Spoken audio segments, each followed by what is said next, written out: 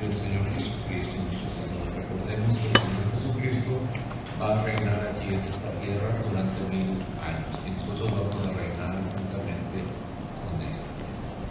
Dice más adelante, todo lo que se revela en las páginas del Antiguo Testamento como del Nuevo Testamento está asociado con estas 5 categorías.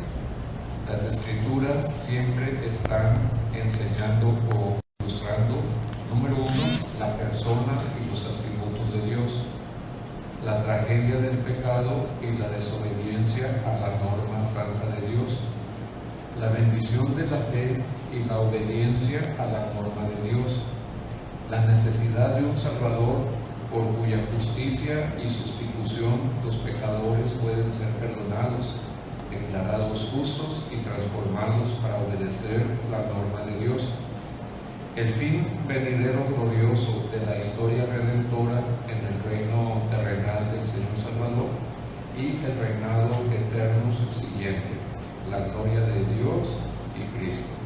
Conforme uno estudia las Escrituras, es esencial entender estas categorías de una manera continua, que de una manera continua se repiten como grandes ganchos en los cuales se cuelgan los pasajes. Mientras se lee a lo largo de la Biblia, se debe ser capaz de relacionar cada porción de las Escrituras con estos temas dominantes, reconociendo que lo que es presentado en el Antiguo Testamento luego es aclarado en el Nuevo Testamento. Entonces, cada uno de los pasajes, versículos, textos que vamos leyendo a través de las Escrituras están relacionados con alguno de estos temas. Y como si los tuviéramos en algún lugar para, como si fuera una imagen, un cuadro, ¿verdad? Cada uno de estos temas podemos decir, y con ganchitos, podemos decir, este texto está relacionado con Dios, con los atributos de Dios, con los Dios. Este está relacionado con los tiempos venideros, o sea, los últimos tiempos de la humanidad, el reino milenial, el reino del Señor Jesucristo. Este está relacionado con el Evangelio. ¿Sí? Este está relacionado con el juicio a causa del pecado. Entonces, son muchos versículos, muchos capítulos, ¿verdad? Y los temas fundamentales vienen siendo esos. Así que si nosotros los leemos y los estudiamos y los entendemos muy bien, los comprendemos, nos pueden dar un panorama acerca de las Escrituras y podemos fijarnos toda una línea. Es la historia de la redención, la historia de cómo el hombre ha sido redimido por Dios, ¿verdad? Debido a causa de su pecado. Bueno, vamos a hacer una oración para pedirle a Dios su bendición y su guía en este tiempo. Bendito Padre, muchas gracias te damos, Señor, porque nos permites nuevamente estar aquí reunidos para estudiar tu palabra. Gracias por tu amor, por tu misericordia, gracias por tu bondad y por todos los cuidados y bendiciones que nos has brindado, que has tenido para con nosotros.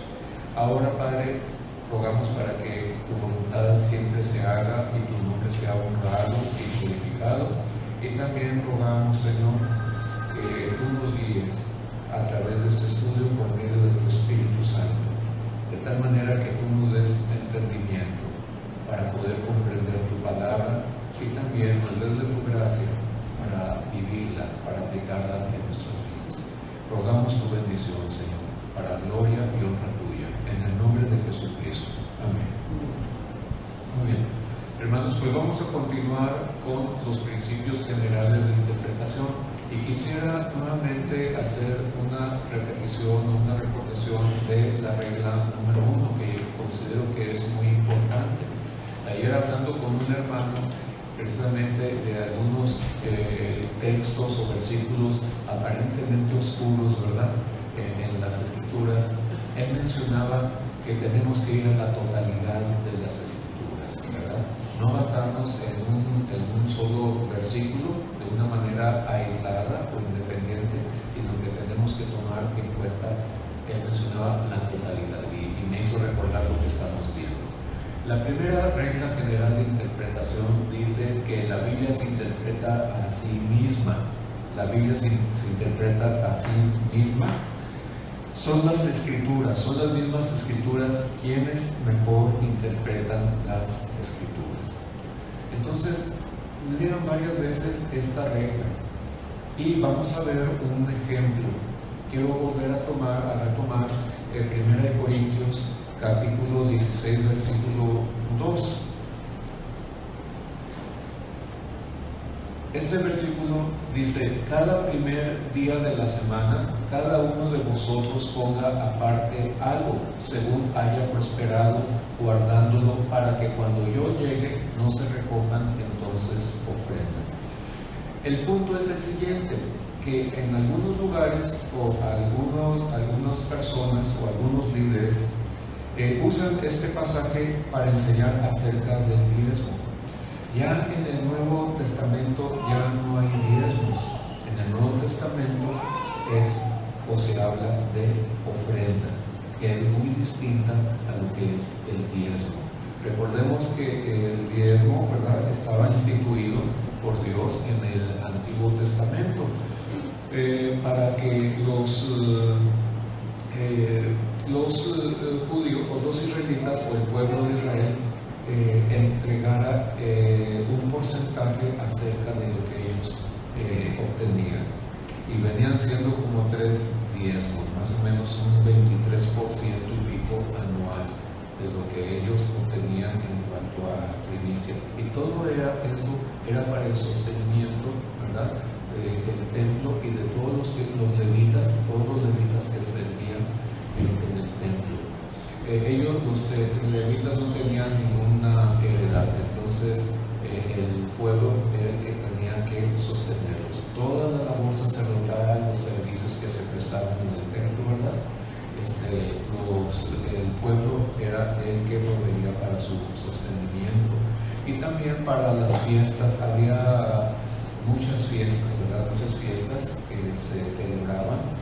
Bueno, pues con los diezmos era como se llevaban a cabo, y finalmente para ayudar a los pobres.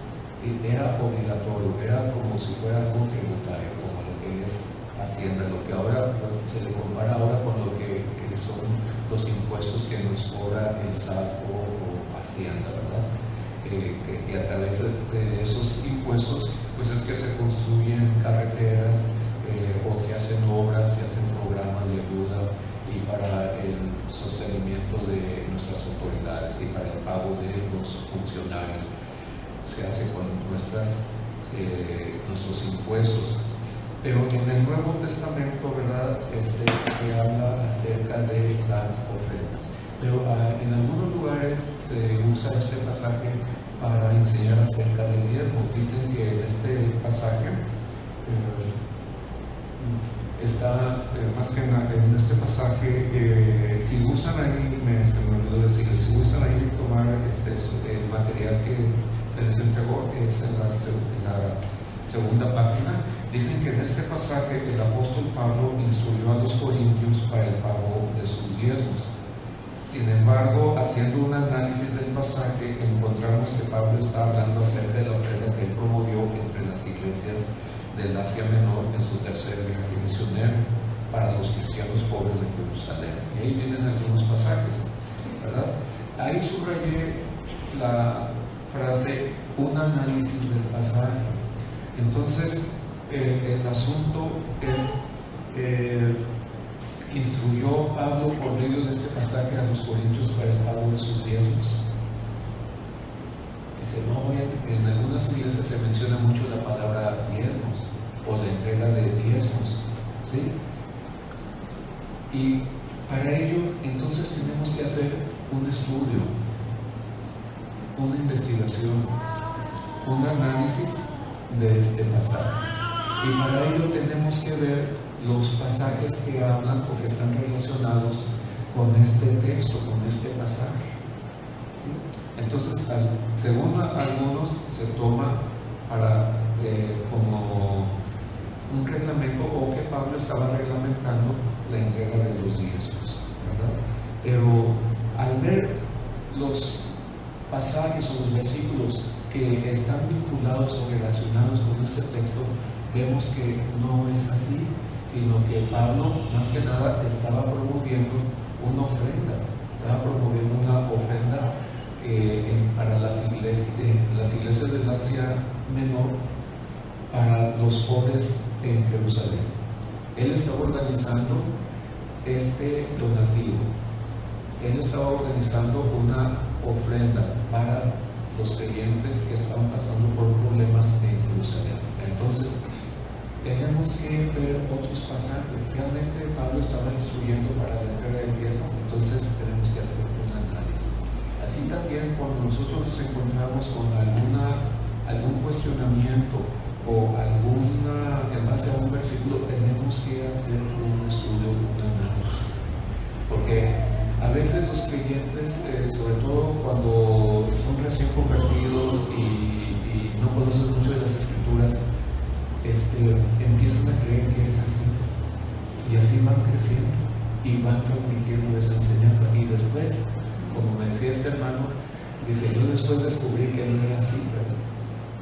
Pero ya habían pasado muchos años y descubrió que él estaba equivocado en base a una mala enseñanza de un pasaje, ¿verdad? Una mala enseñanza. Y es que él mencionaba algo muy curioso que a mí me llamó la atención. Es que a veces, en lugar de enseñar a vivir conforme a las Escrituras, enseñamos el estilo de vida de una iglesia. Enseñamos el estilo de vida de una iglesia en lugar de enseñar a vivir conforme a las Escrituras. O sea, empezamos a ver cómo se conducen los creyentes en una iglesia, las costumbres que tienen, ¿verdad? La manera en que se llevan a cabo en una congregación, ¿verdad? Y así se van sin escudriñar las Escrituras. Entonces este hermano decía: años después descubrí que estaba equivocado, ¿verdad? En cuanto a un pasaje. Entonces es necesario escudriñar las Escrituras, es necesario analizar pasajes. Entonces vamos a ver esto precisamente. Vamos a ver, por favor, Romanos, vamos a ver 2 Corintios 8 y 9.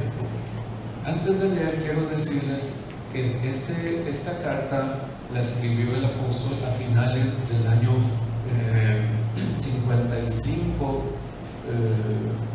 después de Cristo, o principios del año 56, y probablemente desde Filipos. Entonces vamos a abrir nuestra Biblia y a leer rápidamente estos dos pasajes de 2 Corintios.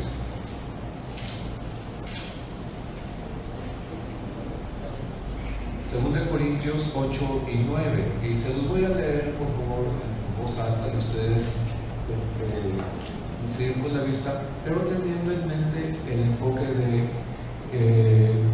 Corintios 16:2 acerca del ofrenda.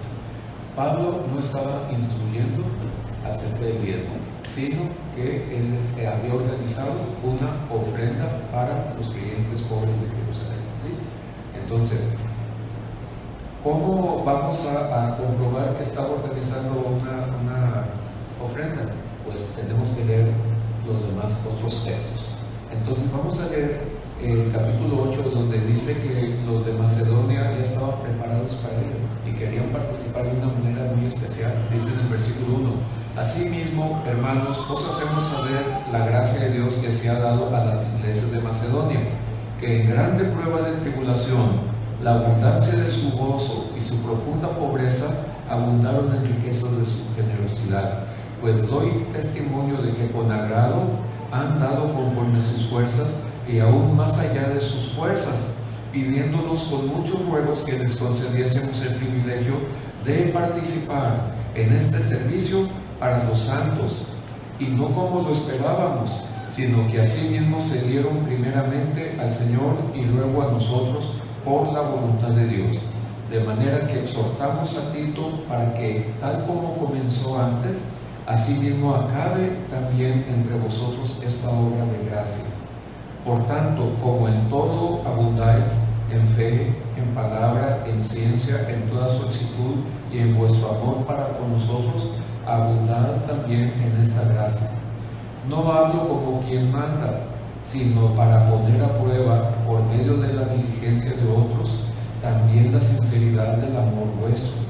Porque ya conocéis la gracia de nuestro Señor Jesucristo, que por amor a vosotros se hizo pobre, siendo rico, para que vosotros con su pobreza fueseis enriquecidos. Y en esto doy mi consejo, porque esto os conviene a vosotros, que comenzasteis antes, no solo a hacerlo, sino también a quererlo desde el año pasado.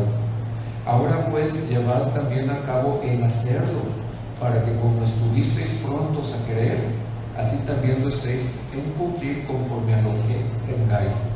Porque si primero hay la voluntad dispuesta, será acepta según lo que uno tiene, no según lo que no tiene.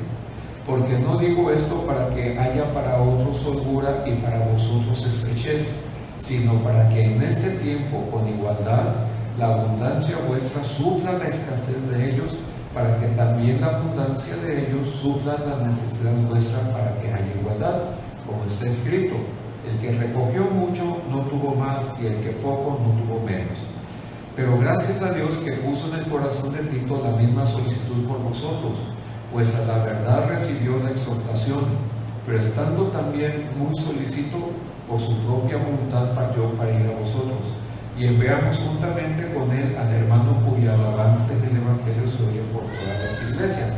Y no solo esto, sino que también fue designado por las iglesias como compañero de nuestra peregrinación para llevar este donativo que es administrado por nosotros para gloria del Señor mismo y para demostrar vuestra buena voluntad, evitando que nadie nos censure en cuanto a esta ofrenda abundante que administramos, procurando hacer las cosas honradamente, no solo delante del Señor, sino también delante de los hombres. Enviamos también con ellos a nuestro hermano, cuya diligencia hemos comprobado repetidas veces en muchas cosas, y ahora mucho más diligente por la mucha confianza que tiene en vosotros. En cuanto a Tito, es mi compañero y colaborador para con vosotros, y en cuanto a vuestros hermanos, son mensajeros de las iglesias y gloria de Cristo. Mostrad pues para con ellos ante las iglesias la prueba de vuestro amor y de nuestro gloriarnos respecto de vosotros. Cuanto a la administración para los santos, es por demás que yo os escriba, pues conozco vuestra buena voluntad, de la cual yo me glorío entre los de Macedonia, que Acaya está preparada desde el año pasado, y vuestro celo ha estimulado a la mayoría. Pero he enviado a los hermanos para que nuestro gloriarnos de vosotros no sea vano en esta parte, para que, como lo he dicho, estéis preparados, no sea que si vinieren conmigo algunos macedonios y os hallaren desprevenidos, nos avergoncemos nosotros, por no decir vosotros, de nuestra confianza, de esta nuestra confianza. Por tanto, tuve por necesario exhortar a los hermanos que fuesen primero a vosotros y preparasen primero vuestra generosidad antes prometida, para que esté lista como de generosidad y no como de exigencia nuestra. Pero esto digo, el que siembra escasamente, también segará escasamente, y el que siembra generosamente, generosamente también segará. Cada uno dé como propuso en su corazón, no con tristeza ni por necesidad, porque Dios ama al dador alegre, y poderoso es Dios para hacer que abunde en vosotros toda gracia, a fin de que teniendo siempre en todas las cosas todo lo suficiente, abundéis para toda buena obra. Como está escrito, repartió, dio a los pobres, su justicia permanece para siempre. Y el que da semilla al que siembra y pan al que come, proveerá y multiplicará vuestra sementera, y aumentará los frutos de vuestra justicia, para que estéis enriquecidos en todo para toda liberalidad, la cual produce por medio de nosotros acción de gracias a Dios. Porque la administración de este servicio no solamente suple lo que a los santos falta, sino que también abunda en muchas acciones de gracias a Dios, pues por la experiencia de esta administración glorifican a Dios por la obediencia que profesáis al Evangelio de Cristo y por la liberalidad de vuestra contribución para ellos y para todos, asimismo en la oración de ellos por vosotros, a quienes aman a causa de la superabundante gracia de Dios en vosotros. Gracias a Dios por su don infinitable. ¿Qué está diciendo Pablo aquí a los corintios? Bueno, les está diciendo, ¿verdad?, acerca de esta donativo que él había organizado, de esta ofrenda para los clientes, que los de Macedonia ya estaban listos y ellos querían participar a pesar de que habían pasado por dificultades, de que no tenían muchos recursos, pero el amor y la generosidad predominaban. Y en base al amor al Señor Jesucristo y a la generosidad hacia los santos, en medio de su pobreza, ellos estuvieron dispuestos a participar en esta ofrenda para los creyentes pobres de Jerusalén. Entonces les estoy diciendo a los corintios, los de Macedonia ya están listos y van a ofrendar, van a hacer su ofrenda o este donativo aún allá más allá de sus fuerzas, ¿sí? Entonces no le está hablando no se estaba refiriendo en 1 Corintios 16:2 a establecer o a reglamentar la entrega de diezmos, sino que había organizado un donativo para los creyentes. Y aquí está hablando de ese donativo, les está diciendo más o menos a finales del año 55, principio del 56, porque 1 Corintios se escribió más o menos en la primavera o a mediados del año 55. Entonces, meses después, él escribió esta segunda carta y les está diciendo: los de Macedonia están listos. Primero se les pusieron a querer y luego a hacer, les está diciendo. Y luego está diciendo: nosotros la vamos a llevar, pero quiero que nombren a personas que nos acompañen también, para que ustedes se aseguren de que este donativo va a llegar hasta los hermanos de Jerusalén. Y dice que envió a algunos de sus colaboradores a Tito para que con tiempo, ¿verdad?, de estos hermanos de Acaya o de Corintio, esta ciudad, estén preparados, listos. No vaya a ser que lleguen y qué vergüenza, no estaban listos. No, esperen, déjenme sacar este billete, no estaban listos. Entonces vemos que a través de estos pasajes, ¿verdad?, podemos aclarar a qué se estaba refiriendo el apóstol Pablo en 1 Corintios 16:2. También vamos a ver Romanos capítulo 15. Romanos capítulo 15.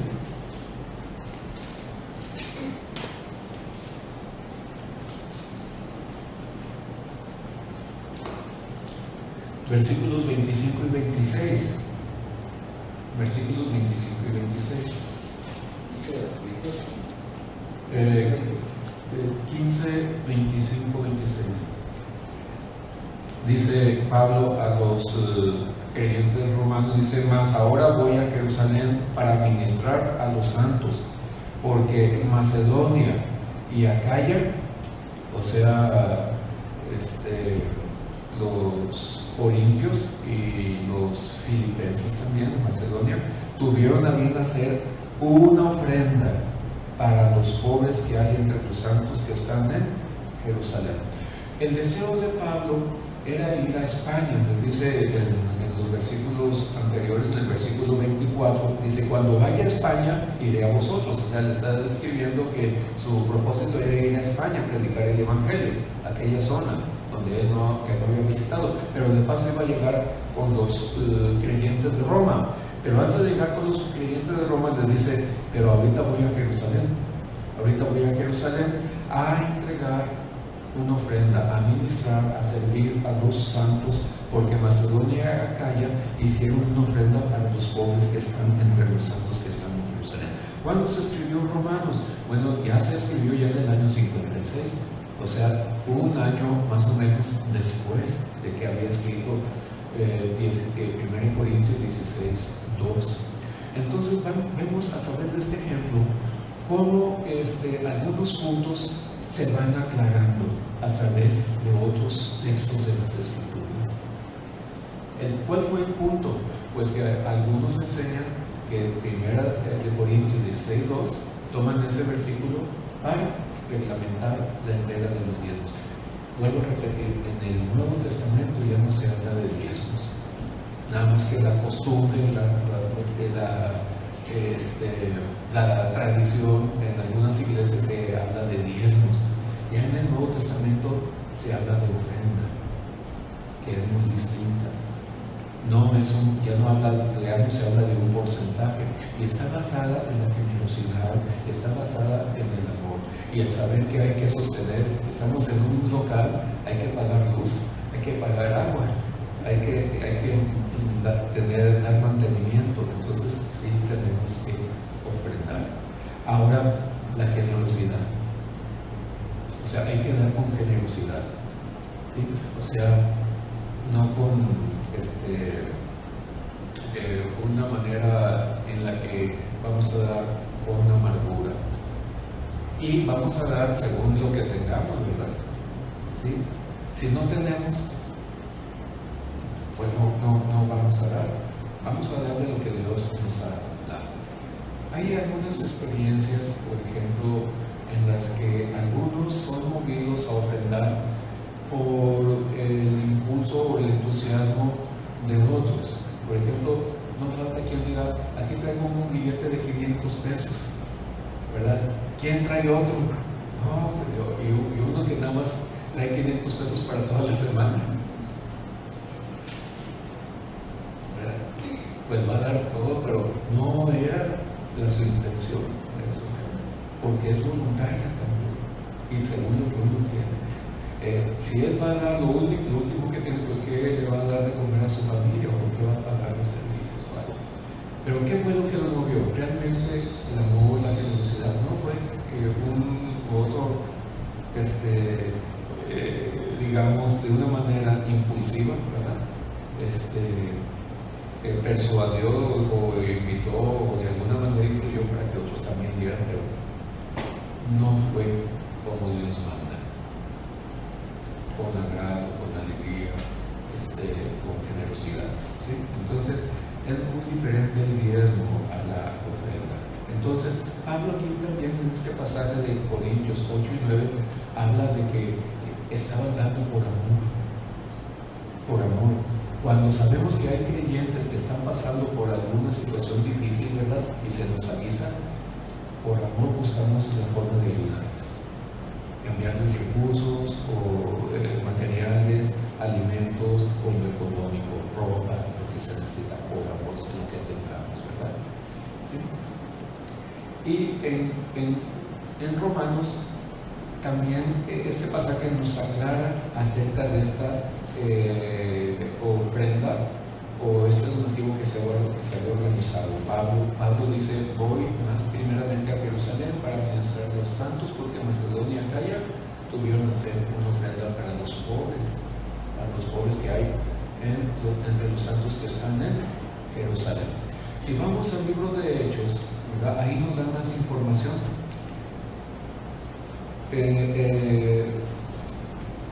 En su testimonio, cuando es arrestado en su testimonio y llevado ante Festo y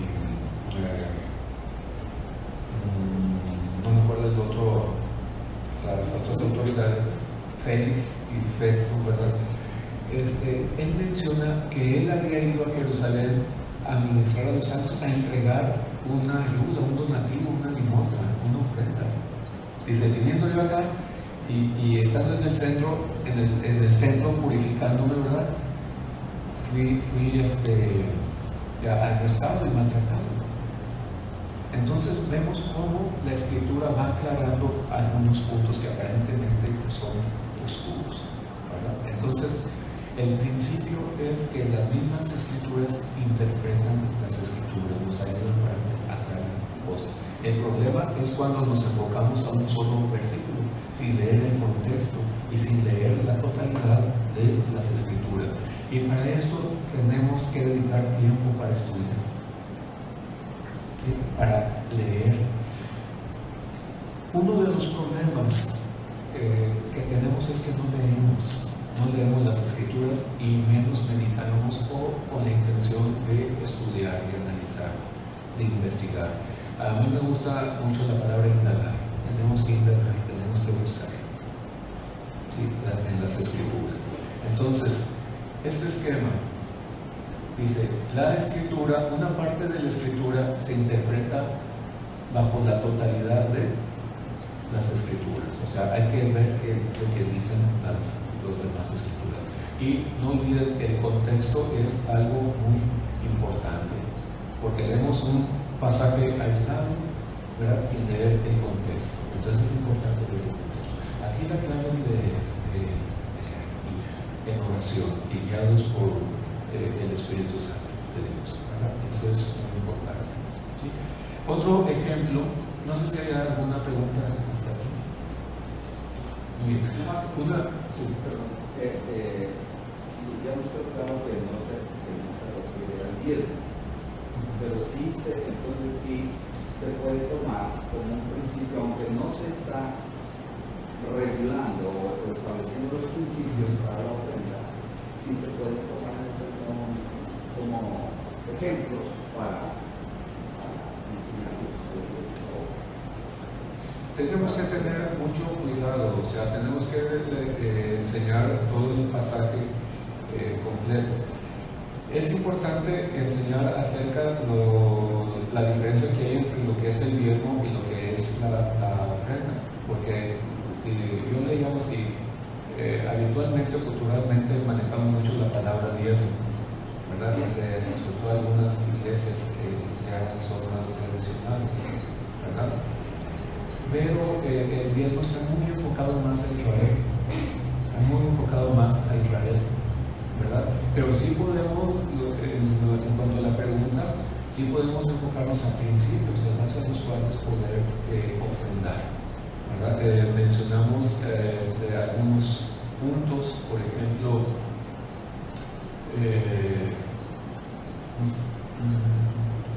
sí, por eso puse esta nota aclaratoria, ¿verdad? Donde podemos ver algunos principios como la generosidad, el amor, el estar dispuestos a ayudar en base a que el Señor Jesucristo, como dice aquí, se hizo pobre para que nosotros fuésemos enriquecidos, ¿verdad? Entonces, sí podemos considerar principios para la ofrenda. Ahora, el diezmo está basado en porcentajes, en la ofrenda no en porcentajes.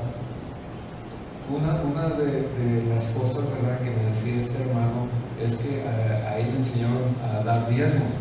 Entonces, ¿qué significa el diezmo? Pues el 10%. Entonces él daba el 10%. Pero podía ser menos, podía ser más, podía ser una ofrenda especial ante una necesidad, ¿verdad? Pero dice, pues a mí yo daba el diezmo, nada más, ¿verdad? Nada más daba el 10%, y ya no se pasaba. La ofrenda es mucho más allá, porque viene del corazón. En cuanto a Israel estaba obligado a pagar los diezmos, así como en Hacienda, ¿verdad? ¿Quiénes están obligados? Están obligados estos, ¿verdad? Entonces, acá hay libertad y es voluntario, y van a dar de lo que tienen. Y si yo quiero dar una ofrenda, pero no tengo, pero voy a pedir prestado para dar la ofrenda, no, es de lo que tenemos, no de lo que no tenemos. Pero sí hay que dar con libertad, con generosidad, por amor. Y los de Macedonia entendieron eso, de tal manera que ellos estuvieron, dice, dispuestos a dar más allá de sus fuerzas, dice, por amor. Cuando se enteraron de que los creyentes de Jerusalén están pasando por problemas, ¿verdad?, cuando llegaron las noticias, ellos estuvieron dispuestos a ayudar. Y Pablo llevó esta ofrenda. ¿Y a quién se entregaban? Se entregaban a los apóstoles, y ellos se encargaban de administrar conforme a las necesidades. Pero sí hay principios. Dice, la generosidad del amor es un privilegio, es voluntaria, debe darse también con alegría, ¿verdad? No hay un porcentaje, y según haya prosperado, ¿verdad? Otra cosa que me decía es que a veces cuando nosotros se predica sobre la ofrenda, muchos son motivados a dar el siguiente domingo. Sí, pero porque, bueno, es correcto, a veces es necesario que se nos exhorte, ¿verdad? Que se nos recuerde, que se nos enseñe acerca de lo que es la ofrenda, ¿sí? Pero la ofrenda debe ser algo habitual. ¿Sí me entienden? No es cuando nos toquen el tema de la ofrenda. Debe ser algo habitual que sale de nuestro corazón. Entonces, una de las cosas que nosotros enseñamos, ¿verdad? A algunos que le estamos compartiendo en la palabra, cuando tocamos el punto de la ofrenda, ¿verdad? Damos algunas recomendaciones, ¿verdad? Y uno da el ejemplo, mira, cuando yo recibo mi sueldo, lo primero que hago es separar una ofrenda para Dios. Lo segundo que hago es separar lo que voy a ahorrar. Y luego ya destinar los recursos para los servicios, luz, teléfono, agua, gas, etc. ¿Sí? Y desde luego ya para la despensa, para la comida, para los camiones y todo eso, ¿verdad? Es correcto, ¿no? ¿Por qué? Porque vamos a hablar de lo que Dios nos da. Pero, ¿qué es lo que nos debe de mover o motivar? Pues es el amor, la generosidad.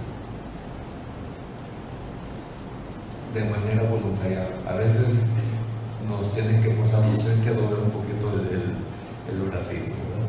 Pero debe ser algo habitual. Debemos de ofrendar habitualmente. No tenemos, ¿por qué tenemos que ser presionados o forzados? Lamentablemente, pues a veces así es, ¿verdad?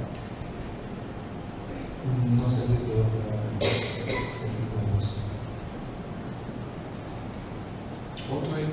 ¿alguna otra pregunta para pasar al siguiente ejemplo? Sí. Otro comentario de lo que viene siendo diezmos y primicias en el Antiguo Testamento eran en especie o en comida, nunca eran en dinero. O sea, eran de las primicias, sí. Pero los diezmos eran, o sea, creo que eran en Levítico. Pero sí se basaba en un porcentaje. Y como mencionaba, era para el sostenimiento, ¿verdad?, del templo y las necesidades. Y eran 3 diezmos. Sí, eran 3 diezmos al año y era obligatorio. Y pues ahí le fueron bajando, ¿verdad?, fueron fallando también. De tal manera que algunos levitas ya no pudieron ejercer después su ministerio y tuvieron que ponerse a trabajar. El pueblo debía sostener a los levitas porque ellos eran los encargados de ministrar en el templo, ¿verdad? Y ayudar a los que ministraban. Eran los encargados y el pueblo tenía la obligación de sostener esos mandamientos. Es como nosotros en Hacienda, tenemos que pagar nuestros impuestos. Sí, es el equivalente en la actualidad, lo que cobran los países en cuanto a impuestos. Pero la ofrenda es muy distinta, muy diferente. No sé si hay alguna otra pregunta. Aquí la acabas de leer.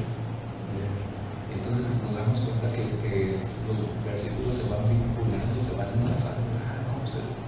Se trata de una ofrenda. Volviendo a terminar con este ejemplo, que vamos a 1 Corintios 16. 1 Corintios 16.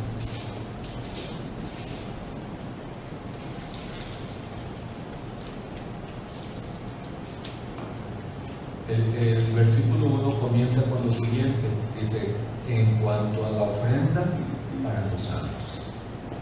¿Cuáles santos? Pues era para los creyentes de Jerusalén. También Pablo, no me acuerdo qué más, le dio una recomendación los líderes de Jerusalén, dice: y no os olvidéis de los pobres. y Pablo estaba cumpliendo con eso que le habían encargado. En Hechos viene esa referencia, y no os olvidéis de los pobres. Entonces Pablo estaba cumpliendo con ese encargo. Cuando se enteró que estaba pasando por problemas, él organizó este donativo. Dice: en cuanto a la ofrenda para los santos, haced vosotros también de la manera que ordené en las iglesias de Galacia. O sea, él había dado recomendaciones para recoger esta ofrenda especial. Entonces vemos que no estaba reglamentado la entrega de diezmos, sino había organizado una ofrenda, un donativo. Bien, vamos a ver rápidamente el siguiente ejemplo. En base a esta regla que las escrituras interpretan así mismo, es Isaías 7:14. Dice: por tanto el Señor mismo os dará señal, y aquí que la Virgen concebirá y dará a luz un hijo, y llamará su nombre Emmanuel. Ahí en su material, en la parte media de la página, dice ejemplo 2. En Isaías 7:14 la frase una virgen concebirá es usada por los católicos romanos para defender la virginidad perpetua de María. Ellos dicen que María fue siempre virgen, pues concibió siendo virgen, murió siendo virgen y resucitó y subió a los cielos siendo virgen. En Montemorelos hay una comunidad de religiosas que se llama así, María siempre virgen, y tienen procesiones, reciben muchos recursos, pero a mí me llamó la atención, ¿verdad? Dice, no, allá por María siempre virgen. Cuando es muy curioso, hay comunidades donde para decir alguna dirección, algún lugar, no dicen la calle ni el número, dicen allá donde está la Cruz Verde, ahí dice. Oiga, ¿dónde está esa escuela? Allá da vuelta por la Sensación, es una tienda de ropa, da vuelta por la Sensación, ahí da vuelta y a media cuadra está la Sensación. Pero uno espera decir, no, por la calle 5 de Mayo, Cruz con Hidalgo, ¿verdad? Y uno espera eso, ¿verdad? Entonces a veces me decían, allá rumbo a María siempre virgen. Siga todo eso y va a dar al panteón. Es una referencia, y a mí se me dice, María siempre virgen. Sí, es una comunidad de religiosos que se estableció ahí. Y la enseñanza de ellos está basada en que una virgen concebirá y dará a luz un hijo, que dice en Isaías. Y ellos lo interpretan de que María siempre fue virgen. ¿Qué da a entender eso? Que no tuvo más hijos. ¿Verdad? Pero ¿qué enseñan las escrituras? Entonces es ahí donde vamos a ver este principio, ¿verdad? De que las escrituras interpretan a sí mismas, las escrituras interpretan a las escrituras. Ante una enseñanza así, vamos a ver qué dicen las escrituras, entonces hay que estudiarla.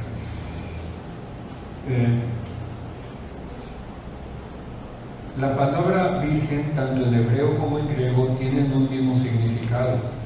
Lo mismo sucede en la época de Isaías y de Jesús. El término virgen se refería cuando menos a 4 conceptos. Número 1, una doncella pura sexualmente.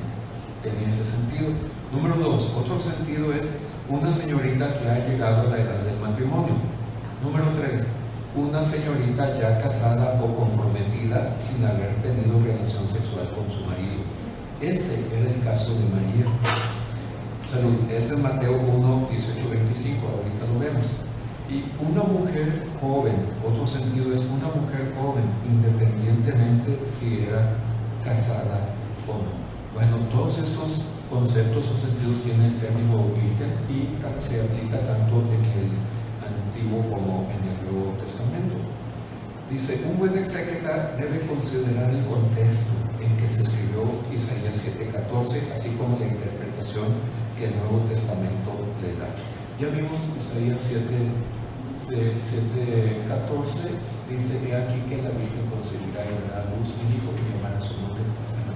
Ahora vamos a ver el contexto. ¿A qué se estaba refiriendo Isaías? Vamos a ver este pasaje, este capítulo.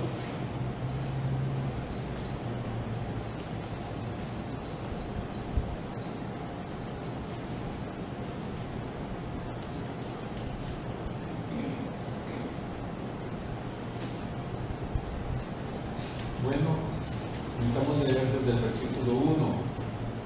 Te lo voy a leer rápidamente. Dice: aconteció, Isaías 7, aconteció en los días de Acaz, hijo de Jotam, hijo de Uzías, rey de Judá, que Rezín, rey de Siria, y Peca, hijo de Remalías, rey de Israel, subieron contra Jerusalén para combatirla, pero no la pudieron tomar. Y vino la nueva a la casa de David, diciendo: Siria se ha confederado con Efraín, y se le estremeció el corazón y el corazón de su pueblo, como se estremecen los árboles del monte a causa del viento. O sea, había una amenaza de invasión, ¿sí? Había una amenaza de guerra, de invasión, y tanto el rey y el pueblo se asustaron mucho. Había peligro, ¿verdad? Y dice en el 3: entonces dijo Jehová a Isaías: sal ahora al encuentro de Acaz, tú y Sear Jasub, tu hijo, al extremo del acueducto del estanque de arriba, en el camino de la heredad del lavador, y dile, o sea, Isaías le tenía que decir a Acaz: guarda y repósate, no temas, no se turbe tu corazón a causa de estos dos cabos de Pisón que humean por el ardor de la ira de Rezín y de Siria y del hijo de Remalías. O sea, los cabos de Pisón eran estos personajes, ¿verdad? Rezín de Siria y del hijo de Remalías.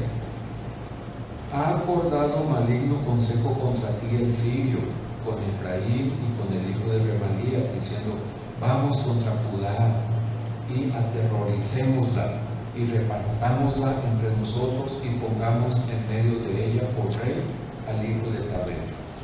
Por tanto, Jehová el Señor dice así: no subsistirá ni será, porque la cabeza de Siria es Damasco y la cabeza de Damasco Rezín, y dentro de 65 años Efraín será quebrantado hasta dejar de ser pueblo. O sea, dentro de 65 años Efraín, o sea, se refiere a Israel, la parte norte, el reino del norte, iba a dejar de existir. Y la cabeza de Efraín es Samaria, y la cabeza de Samaria el hijo de Remalías. Si vosotros no creyeres, de cierto no permaneceréis. ¿Qué les estaba diciendo? Que no tuvieran miedo, que no tuvieran cuidado, no iba a pasar nada, no iba a pasarles nada. Al contrario, a ellos les iba a ir mal, sobre todo Efraín, que es otro nombre que se le da al reino del norte, a Efraín, pero en 65 años dejó de existir. Fueron deportados y ya no se supo de la mayoría de esas tribus. Fíjense bien lo que Dios estaba diciendo, estaba hablando del futuro, de lo que iba a acontecer en el futuro. ¿Sí? El asunto es: ¿me crees? Acaz, ¿me crees? Esa es la cuestión. Dice más adelante en el 10: habló también Jehová a Acaz diciendo: pide para ti señal de Jehová tu Dios, demandándola ya sea de abajo en lo profundo o de arriba en lo alto. O sea, Dios le estaba diciendo: no va a pasar nada, créeme, pero para asegurarte, pídeme una señal. Dime qué quieres que haga. ¿Qué quieres que haga? Que te lo voy a cumplir, como muestra de que es verdad lo que te estoy diciendo. ¿Sí? ¿Ustedes qué hubieran hecho? ¿Qué le hubieran pedido a Dios? ¿Qué señal le hubieran pedido a Dios? Bueno, acá dijo: no, yo no quiero ninguna señal, no quiero pedir nada. Dice, y respondió Acaz: no pediré. Y bajo un pretexto, ¿verdad?, falso, dijo: y no tentaré a Jehová.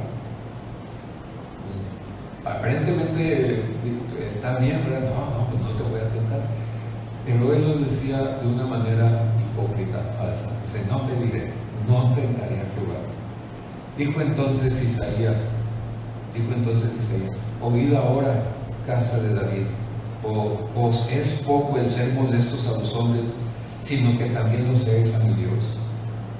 Por tanto, el Señor mismo os dará señal. He aquí que la Virgen concebirá y dará a luz un hijo y llamará su nombre Emmanuel. ¿Cuál fue el contexto? de por qué Dios dijo esta señal. Bueno, ante la negativa de Acaz de pedir una señal, Dios decidió escoger su propia señal. Dios le estaba pidiendo bien, dime qué señal quieres, que te haga, para que me creas que es verdad lo que te estoy diciendo. No, yo no voy a pedirte nada. Te lo estoy pidiendo bien. Entonces, ante la negativa de este hombre, de este rey, Dios decidió dar su propia señal. Esta señal se cumplió muchos años después. Dice, he aquí la Virgen concebirá. Nunca se ha visto que una Virgen concebirá. Es necesario el varón, el hombre, y dice, y dará a luz un hijo y llamará su nombre Emmanuel. Entonces, ya vemos el contexto. ¿Sí? En la iglesia o en el catolicismo toman este versículo para enseñar que María fue siempre virgen y se basan en este pasaje aislado, sin tomar en cuenta el contexto de por qué fue dado. Isaías no estaba enseñando que esa virgen siempre iba a ser virgen, sino que concebirá y dará a luz un hijo y llamará su nombre Emmanuel. Lo dio como una señal de lo que Dios estaba diciendo al rey Acaz, de que no tenían que estuvieran tranquilos. Ese es el contexto, ¿sí? El contexto no dice que va a ser siempre virgen, ¿no? Era una señal. Esa señal se cumplió después. Entonces, permaneció siempre virgen María. Eso se cumplió en María. Permaneció siempre virgen, ya no tuvo hijos. Entonces, ahí es donde tenemos que hacer un análisis de las escrituras. Tenemos que ir a los demás pasajes que hablan sobre esto. Este texto es usado por el catolicismo romano para defender la virginidad perpetua de María. La palabra virgen, tanto en hebreo como en griego, tiene un mismo significado. Y ya vimos los diferentes conceptos o sentidos. Bien. Considerando el contexto en que se escribió Isaías 7:14, así como la interpretación que el Nuevo Testamento le da, nos damos cuenta que María tuvo más hijos con José. Entonces vamos a ver Mateo 1:18. Mateo 1:18.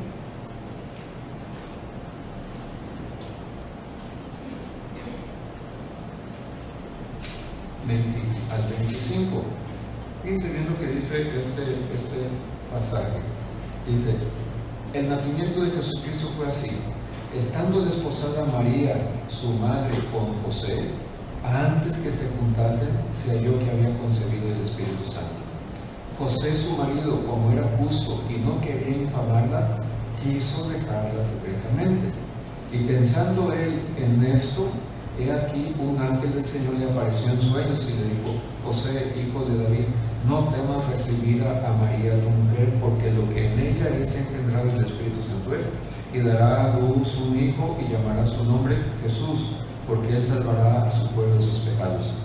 Todo esto aconteció para que se cumpliese lo dicho por el Señor por medio del profeta cuando dijo, he aquí una virgen concebirá y dará a luz un hijo y llamará su nombre Emmanuel, que traducido es Dios con nosotros. Y despertando José del sueño, hizo como el ángel del Señor le había mandado y recibió a su mujer. Pero fíjense en el versículo 25. El 25 dice, pero no la conoció hasta que dio a luz a su hijo primogénito. La expresión pero no la conoció quiere decir que no tuvo relaciones sexuales con ella. ¿Qué da a entender esto? Que después de que dio a luz, sí la conoció, ya tuvo relaciones sexuales con su esposa. Es lo normal en un matrimonio, tener dos esposas, tener una familia, tener varios hijos. ¿Sí? pero dice, pero no la conoció. Pero eso de entender que después sí la conoció, ¿verdad? Sí tuvieron intimidad como esposos entre ellos. Vamos a ver también 13:53, Mateo 13:53.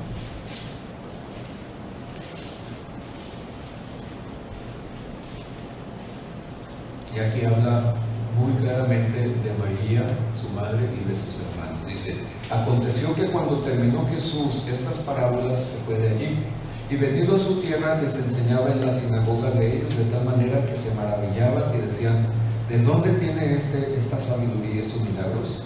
Y luego en el 55 dice, ¿no es este el hijo del carpintero?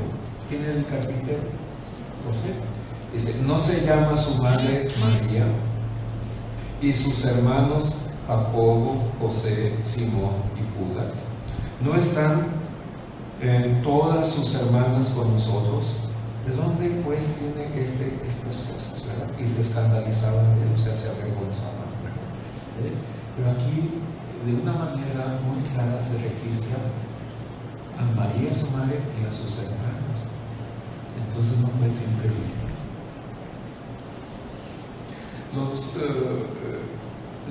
En el catolicismo interpretan la palabra hermanos como primos, no es que eran primos, eran sus primos. Y en cierto modo sí tiene cierto sentido, pero aquí está muy claro que se refiere a su madre y a sus hermanos, y da el nombre de que vienen siendo medios hermanos, ¿verdad? Jacobo, José, Simón y Judas. Y dice, ¿no es este el hijo del carpintero? Sus hermanas, no están sus hermanas con nosotros. Vamos a ver también en Lucas 1, 26 y 27, nada más unos minutos más. Lucas 1.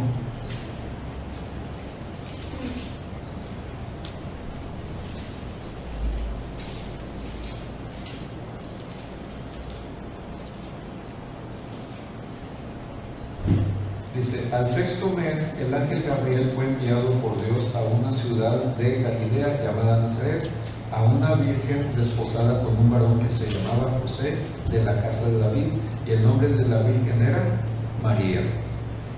Hasta ahí nada más.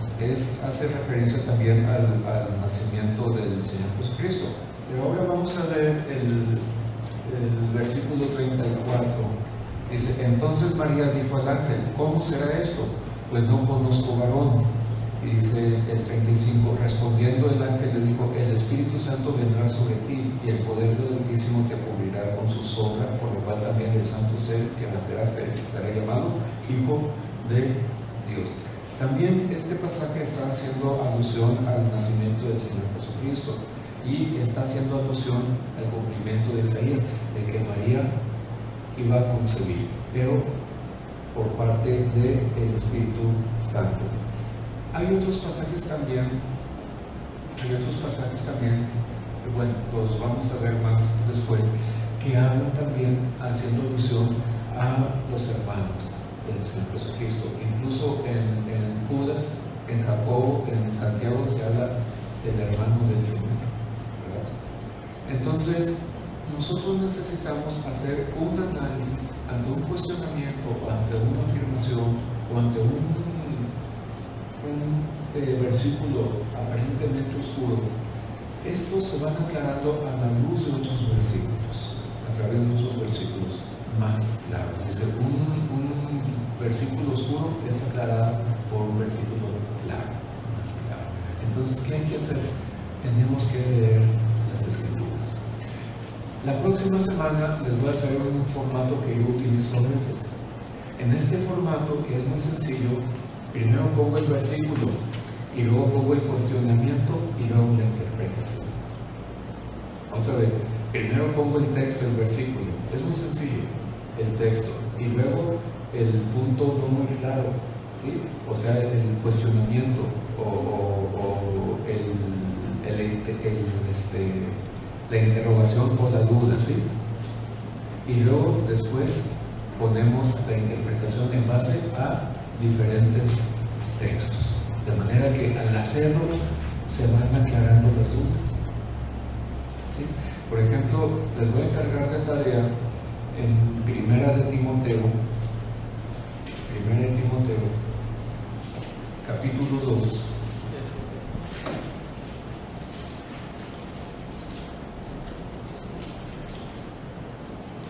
versículo 15.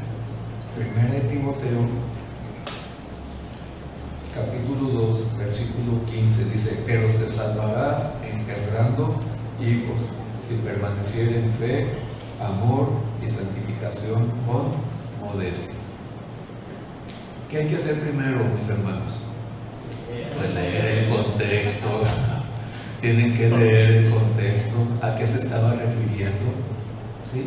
Entonces, pongan ahí el versículo y la cuestión es: la salvación es por engendrar hijos, por ejemplo. Las mujeres se salvarán engendrando hijos. En este versículo se basan los mormones, ¿verdad? Para tener varias mujeres, varias esposas. Si no, se van a perder. Entonces, hay que ver qué significa. Y hay que leer el contexto y leerlo a la luz de los demás pasajes.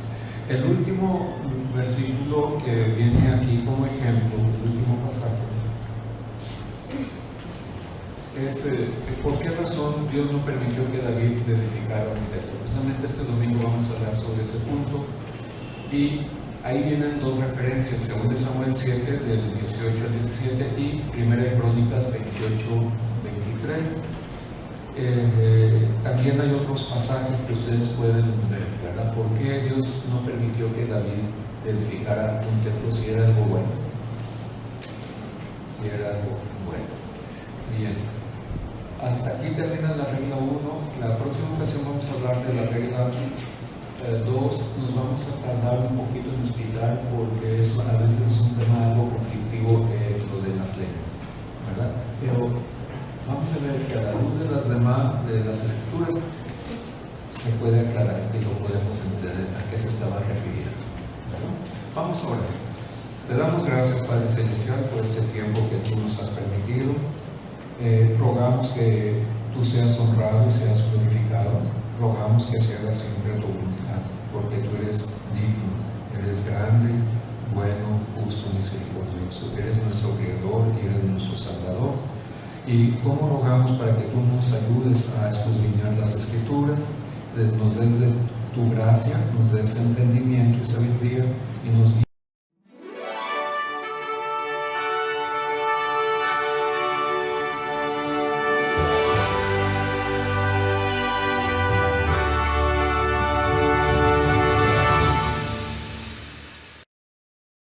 Esperamos que este video haya sido de bendición para tu vida. Te invitamos a que te suscribas y veas más videos como este en nuestro canal en YouTube. No te olvides de dar like y compartir el video. Visita nuestro sitio web en iglesiacvn.org, en el cual encontrarás diversos recursos para el desarrollo de tu vida cristiana. También te invitamos a que nos sigas en nuestras redes sociales.